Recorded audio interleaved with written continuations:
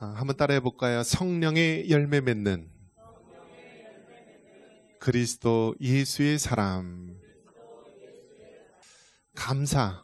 우리가 아무리 해도 부족함이 없이 우리가 늘 고백해야 될 것이 감사입니다. 그래서 이 감사를 뭐라고 얘기하냐면 신앙의 바로미터, 또 신앙을 측정하는 그러한 기준이 된다라는 것입니다. 우리 입술에 감사가 없다면은 그 신앙은 병든 것이요. 우리의 입술에 늘 감사가 흘러넘친다면 그것은 우리가 성령 충만한 삶, 참으로 신앙의 든든한 삶을 살아가고 있는 것입니다. 그렇기 때문에 여러분, 늘 우리가 추수감사주의를 맞이하였지만 우리의 날마다의 삶이 감사로 넘칠 수 있는 여러분 되시기를 주님의 이름으로 축원합니다. 하나님께서는 이 하나님 나라의 일과 그 영적인 비밀들을 이야기할 때 사람들이 어리석어서 잘 깨닫지를 못합니다. 그래서 비유를 통하여서 우리에게 말씀을 해주시는데요. 그 비유 중에 하나가 뭐냐면 바로 추수에 대한 비유입니다. 추수. 들판이 어떻게 됩니까? 누렇게 익어서 추수할 때가 되면은요 어떻게 됩니까? 이 농부들은 낫을 들고 이제 추수를 하러 벌판에 나갑니다.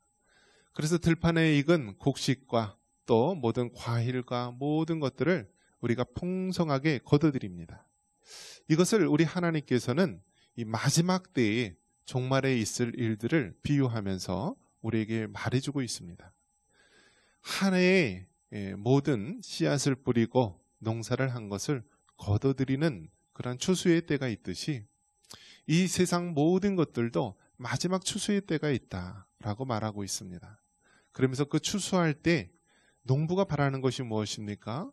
그 곡식의 열매, 수확의 열매를 기다리듯이 우리 믿는 성도들에게도요, 신앙의 열매, 신앙의 풍성한 열매를 우리 하나님께서 원하신다라는 것입니다.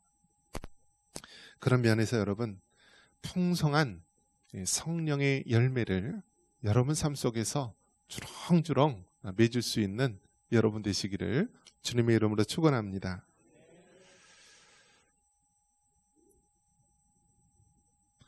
컵에 우리가 음료를 채우기 위해서는 어떻게 됩니까? 먼저 이 안에 담긴 것을 비워야 합니다.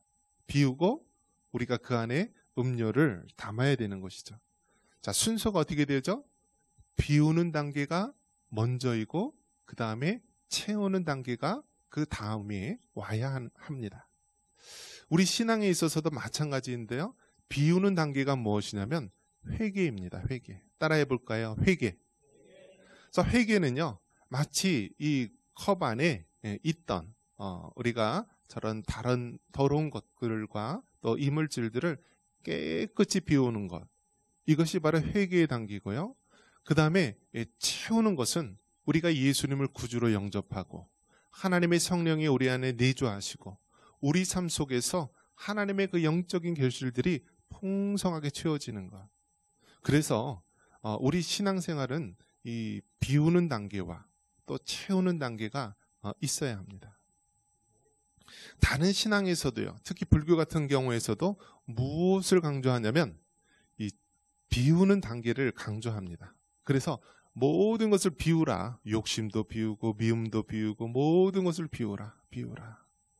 그래서 평생을 비우면서 그렇게 수련하는 것이 불교나 힌두교 다른 종교의 모습입니다. 그런데 여러분, 비워봤자 무슨 소용이 있나요? 아무리 비워봤자 성경에 보면은 집을 깨끗이 청소했더니 오히려 더 더러운 귀신이 여러 명이 그 집으로 들어왔다라고 이야기합니다. 우리가 비우는 것이 선행되어야 되고요, 중요하지만 비우는 것으로 그치지 않고 그 안에 하나님의 것으로 우리가 채워야 되는 것입니다. 자, 그렇다면 지난 시간에 육체의 것들, 육체의 일들을 버려야 된다라고 합니다. 몇 가지라고 그랬죠? 15가지나 됩니다. 그리고 오늘은 이 성령의 열매를 채워야 된다라고 합니다. 몇 가지죠? 9가지 성령의 열매가 나옵니다. 이러한 것을 봤을 때 정말 우리가 이 땅에 살면서 버려야 될 죄들이 너무나 많다라는 것입니다. 버려야 할 것이 너무나 많다. 그 버려야 할 것들이 무엇입니까? 제가 한번 읽어드릴게요. 음행과 더러운 것과 호색. 이것은 무엇을 얘기하냐면 성적인 죄를 얘기합니다. 오늘은 얼마나 많은 이 성적인 범죄가 많이 있습니까? 이제는 어른들만 해당되는 것이 아니라요, 이제 자라나는 우리의 차세대들이 더 많은 성적인 죄에 물들고 있습니다. 과거에는 성적인 비위와 일들이요, 흔히 말하는 이 청소년들 그러한 시기에 일어나는 것으로 여겨졌다면, 이제는 그러한 일들이요, 초등학교에서 심지어는 유치원이나 더 어린 그 학생들에게 성적인 비위와 또 일들이 벌어지고 있습니다. 이 15가지 육체일 중에서 첫 번째 3가지는 바로 이 성적인 죄에 대해서 이야기합니다. 두 번째 죄는 무엇입니까? 우상 숭배와 주술에 대해서 이야기합니다. 즉 유일하신 하나님을 믿는데 방해되는 우상의 죄에 대해서 말해주고 있습니다. 여러분, 우상의 죄가 무엇입니까? 하나님보다 더 사랑하는 것이 있다면 그것이 죄라고 분명히 말하고 있습니다. 십계명에서도 분명히 우상 숭배를 하지 말라고 하였는데, 우리가 이 땅에 살아갈 때 얼마나 하나님보다 더 사랑하고 마음을 빼앗기는 일들이 많이 있습니까? 이러한 우상 숭배의 죄, 유일신 하나님을 섬기는데 대한 그러한 죄에 대해서 지적을 하고 있습니다. 그 다음에 나오는 그러한 죄들은 대인 관계에 대한 죄입니다. 원수 맺는 것, 분쟁, 시기, 분냄, 당짓는 것, 분열함, 이단, 투기, 이런 모든 것들이 사람들 사이에 대인관계에서 일어나고 있는 그러한 죄에 대해서 이야기합니다. 이러한 죄에 대해서 회개하라는 것입니다. 그리고 마지막 또 말하고 있는 것, 술 취함과 방탕함입니다. 여러분, 요즘 세대가 얼마나 방탕한지 아십니까? 과거에는 우리가 교회에 다니는 사람들에게 술과 담배를 금할 것을 우리가 덕목으로서 이야기합니다. 그런데 이제는요, 술, 담배 그것은 말할 것도 없고요, 얼마나 많은 죄의 문제들이 우리 앞에 와 있는지 모릅니다.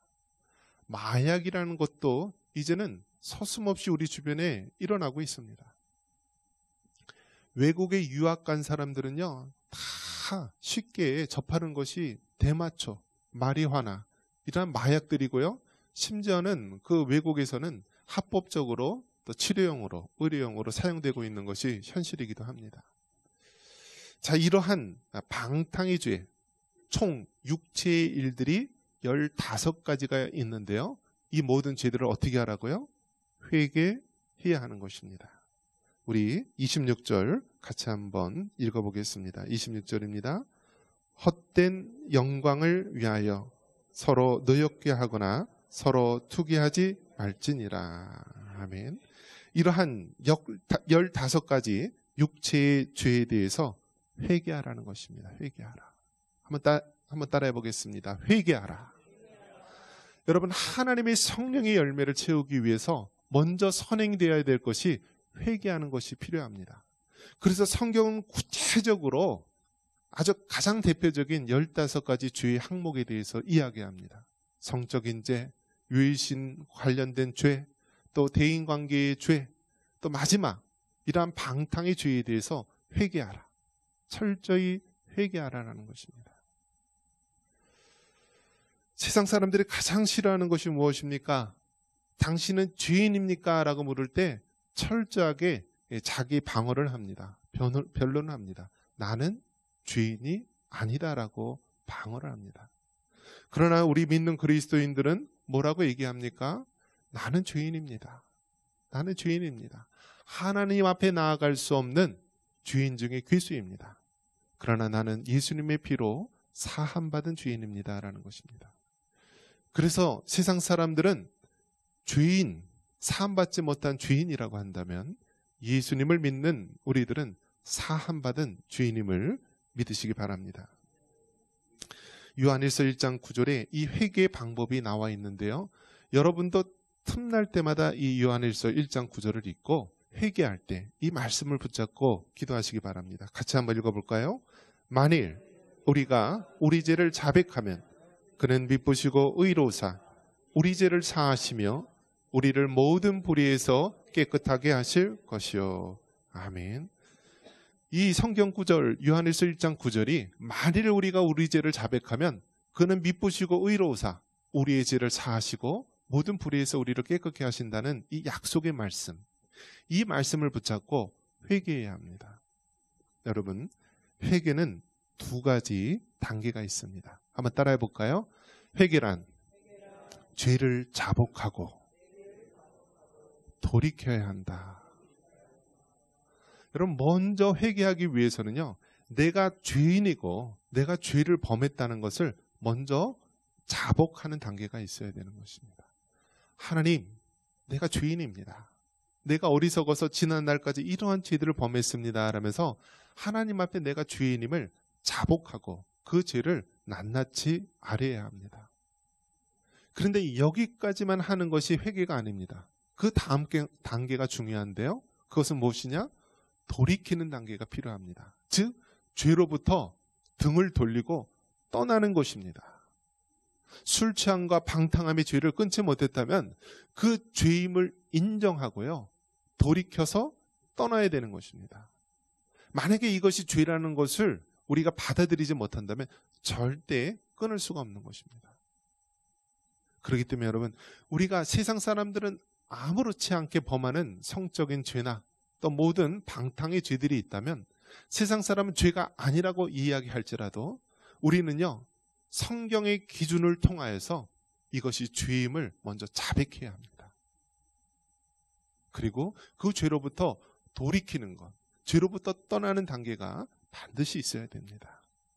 여러분, 우리가 죄에 대해서 한 번, 두 번 넘어졌다 할지라도 날마다 오뚜기와 같이 다시 죄를 회복하고 그 죄로부터 돌이킬 수 있는, 떠날 수 있는 여러분 되시기를 바랍니다.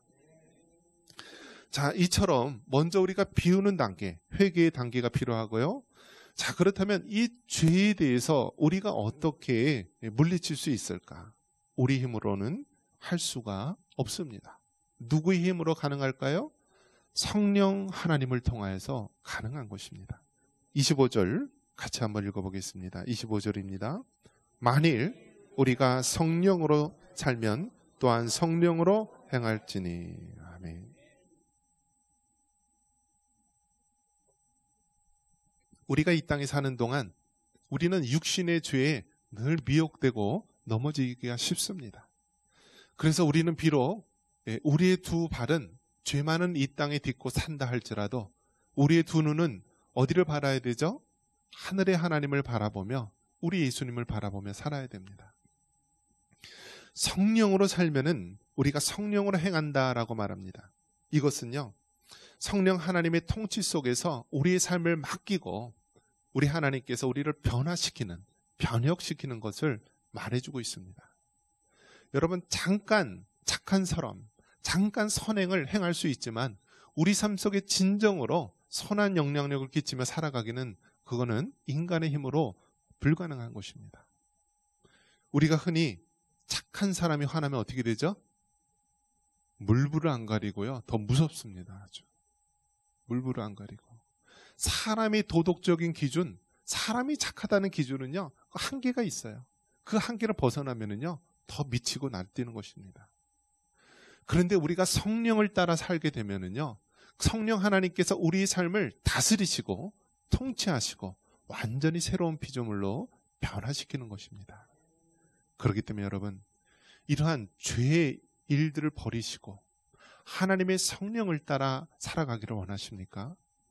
그렇다면 성령 하나님을 날마다 따를 수 있는 여러분 되시기를 바랍니다.